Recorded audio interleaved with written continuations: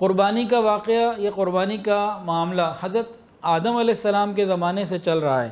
آدم علیہ السلام کے دو بیٹے تھے، ایک نے قربانی کے لیے کچھ غلہ وغیرہ پیش کیا اور ایک نے قربانی کے لیے جانور پیش کیا۔ جس کا جانور تھا اللہ رب العزت نے قبول کر لیا، صرف اس وجہ سے نہیں کہ جانور تھا، بلکہ خود انہوں نے کہا انما یتقبل اللہ من المتقین، کہ بے شک اللہ تعالیٰ متقی لوگوں کی قربانیاں اور اعمال قبول کرتے ہیں۔ تو ہمیں چاہیے کہ ہم تقوی کے ساتھ قربانی کا یہ معاملہ کریں، حلال مال کے ساتھ کریں، حرام سے نہ کریں۔ اور ہاں، جہاں اجتماعی قربانی ہوتی ہیں، حصے ڈالے جاتے ہیں، 6 لوگ اگر صحیح العقیدہ ہیں اور 6 لوگوں کی کمائی حلال ہے، 7واں کو حصہ ایسا آ گیا جس کی کمائی حرام ہے، تو 6 کو بھی لے بیٹھے گا۔ اس لیے اجتماعی قربانی کرنے والے جو لوگ ہوتے ہیں، علماء فرماتے ہیں انہیں بہت احتیاط کی ضرورت ہے۔ جب پیسے لیں تو مناسب درجے کی انویسٹیگیشن کر لیا کریں تاکہ پورا عمل شریعت سنت کے مطابق ہو جائے۔ ابھی الحمدللہ ہم لوگ اجتماعی قربانی کا سلسلہ کر رہے ہیں، تو ایک صاحب اسی سال آئے، یہیں سامنے اسی صوفے پہ جہاں بیٹھے ہوئے، یہیں بیٹھے، میں ادھر بیٹھا ہوا تھا۔ تو چونکہ ایک مناسب انویسٹیگیشن ہوتی ہے، تو میں نے ان سے پوچھا، کیونکہ ان سے زیادہ تعلق نہیں تھا، تو کچھ میں نے بات چیت ان سے پوچھی کہ بھئی کوئی ایسا شرکیہ والا معاملہ کوئی نہ ہو، کوئی گڑبڑ نہ ہو کہ سارے کام خراب ہو جائے، تو اس کی بھی انہوں نے مناسب تسلی دے دی، بلکہ بھرپور دے دی۔ پھر میں نے ان سے پوچھا کہ آپ کی کمائی حلال ہے، پاک ہے، کوئی سود، کوئی اور گڑبڑ تو نہیں ہے، کسی قسم کی کوئی گڑبڑ تو نہیں ہے؟ کہنے لگے حضرت اتنے مہینوں سے میں جاب لیس ہوں اور گھر پہ بیٹھا ہوں، بڑی مشکل سے گزارا ہو رہا ہے، لیکن بیوی کے پاس کچھ سونا ہے۔ ابھی ہم یہاں آنے سے پہلے بازار گئے ہیں اور بیوی نے کیا اس کو کہتے ہیں، کان کی جو بالی کوئی سیل کی ہے، وہ پیسے لا کے اب آپ کو 14,000 روپے میں وہ دے رہا ہوں، نہایت حلال اور پاکیزہ ہے۔ جیسے ہی انہوں نے مجھے یہ کہا، میں تو لرز کے رہ گیا کہ یا اللہ، اس کی قربانی آپ کے یہاں کتنی قبول ہوگی، کتنا ان کو درجہ ملے گا اور کیا مقام ہوگا اور کتنا شوق ہے ان کے اندر۔ یاد رکھیں قیامت کے دن یہ بندے بھی تو اللہ کے سامنے کھڑے ہوں گے نا۔ نبی علیہ السلام نے ارشاد فرمایا کہ جس کو قربانی کی وسعت حاصل ہو اور وہ قربانی نہ کرے تو وہ ہرگز ہماری عیدگاہ کی طرف نہ آئے۔ تو رسول اللہ صلی اللہ علیہ وسلم کی ناراضگی کون سہ سکتا ہے؟ ہمیں چاہیے کہ شوق اور رغبت کے ساتھ قربانی کریں اور اللہ تعالیٰ کے اس حکم کو پورا کریں۔ نبی علیہ السلام کے بارے میں آتا ہے کہ نبی علیہ السلام سیاہ و سفید رنگ کے بڑے سینگوں والے مینڈوں کی قربانیاں کیا کرتے تھے۔ اور ایک حدیث کے اندر آتا ہے جو نبی علیہ السلام قربانی کا ارادہ فرماتے ہیں تو آپ بڑے موٹے تازے سینگوں والے سفید و سیاہ رنگ والے 2 خصی مینڈے خریدتے، ان دونوں میں سے ایک اپنی طرف سے اور ایک امت کی طرف سے قربان کیا کرتے تھے۔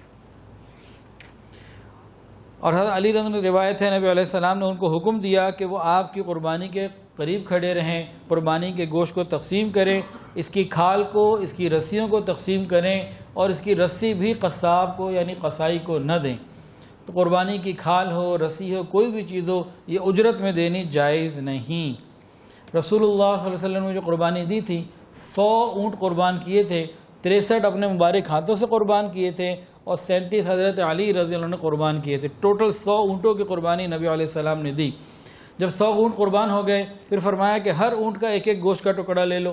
ایک بڑی ہنڈیا تھی، کا ہر جتنا گوشت جمع ہوا ہے یہ سارا اس ہانڈیا میں جمع کر لو، پھر پکاؤ۔ جب شوربہ پک گیا، نبی علیہ السلام نے اس میں سے کچھ نوش فرمایا اور وہ گرم شوربہ بھی آپ نے پیا، صحابہ کو پلایا۔ تو ہر اونٹ کا حصہ کیوں ڈالا؟ تاکہ تمام اونٹوں کو یہ سعادت مل جائے کہ نبی علیہ السلام نے ان کے گوشت کو استعمال کیا۔ تو نبی علیہ السلام نے اتنی کثرت کے ساتھ 100 اونٹ، ایک اونٹ کے 7 حصے بنتے ہیں، 700 قربانیاں ایک وقت میں کی۔ ہمیں تو صرف ایک کرنے کا حکم ہے ایک آدمی کی طرف سے۔ ہاں، اگر ایک گھر کے اندر 10 لوگ ہیں جن میں سے 8 مال والے ہیں تو 8 قربانیاں ہوں گی۔ ایسا نہیں ہوگا کہ ایک کی طرف سے قربانی سب کی قربانی ہوگی، ایسا نہیں ہوگا۔ قربانی واجب ہے۔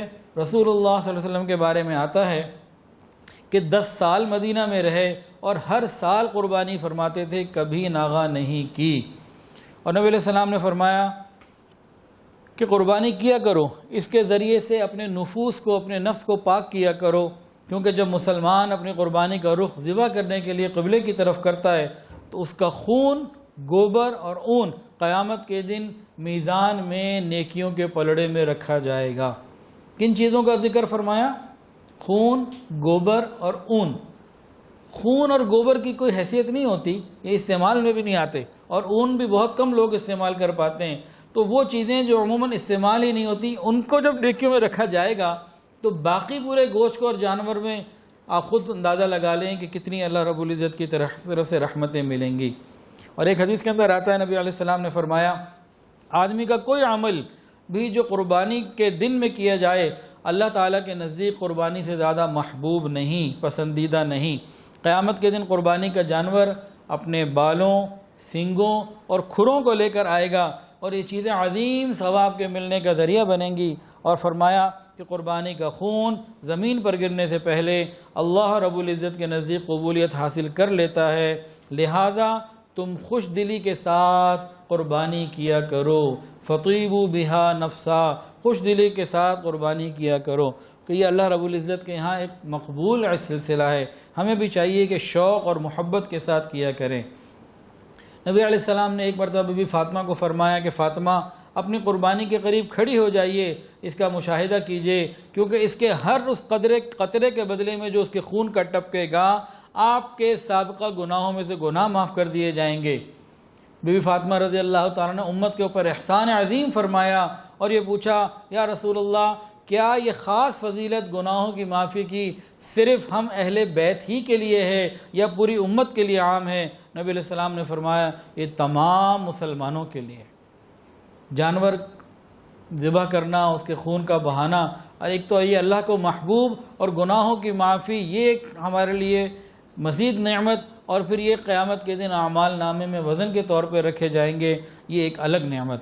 تو ہمیں چاہیے کہ شوق اور محبت کے ساتھ ہم قربانی کریں۔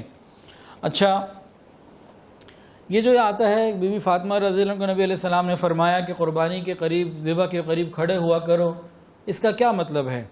اس کا مطلب یہ ہے کہ حالت پردہ میں، پردے کی حالت میں کھڑی رہا کرو، کیونکہ وہاں تو پردہ ہوتا ہی تھا، اس لیے ان کو کہنے کی ضرورت نہیں تھی۔ تو اس میں یہ ہم ضرور دیکھیں کہ اگر عورتیں قریب ہونا چاہیں، کہیں سے دیکھنا چاہیں تو ضرور دیکھیں، لیکن بے پردگی، بے حیائی یہ سب کچھ نہ ہو، پاک صاف پاکیزگی کے ساتھ یہ معاملہ ہو، جیسا کہ نبی علیہ السلام نے بی بی فاطمہ کو بتایا۔ اس سارے منظر کو ذہن میں رکھتے ہوئے مستورات بالکل اگر دیکھیں تو گنجائش موجود ہے اور حدیث میں ہے۔